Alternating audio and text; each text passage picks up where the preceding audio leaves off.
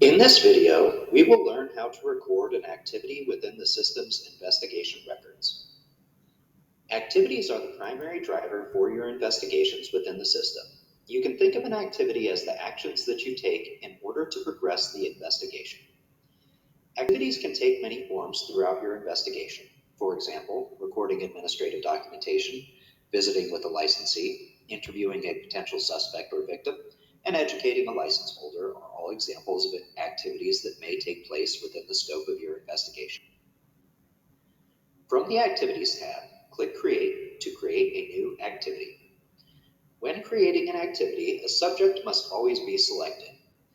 A subject is a record that has previously been associated to the investigation. Typically, a subject would be a license location or person, but it could potentially be any record that is associated to your investigation.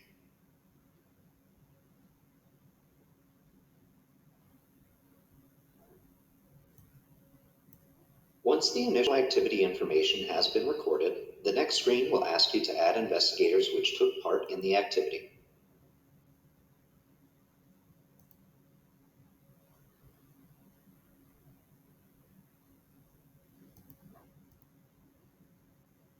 You will be able to select from a list of investigators which have been tagged to the investigation.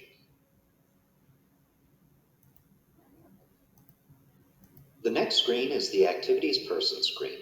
Several items may be recorded on this screen, all with the root subject of a person record. A person may be recorded as having been arrested, cited, or can be recorded as the victim of human trafficking. Note that the person subject must have been associated to the investigation record before you will be able to select that person as a subject within an activity.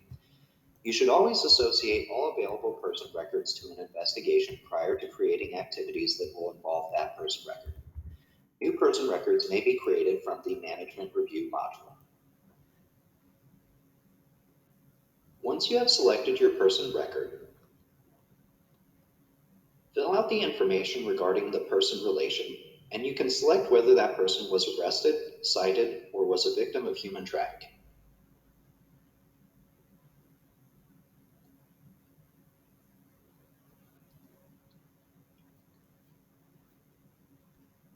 Based on your selection, you will be prompted for the respective details of what occurred with the related person.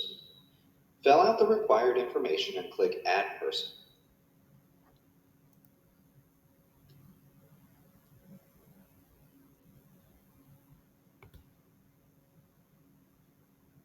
The person will be added to the related persons list.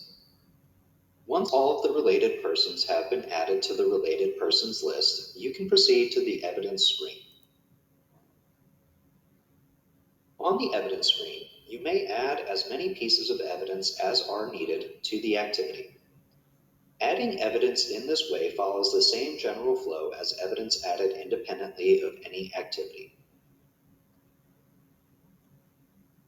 Once the evidence is recorded, you may see the overview of the activity from the investigation record.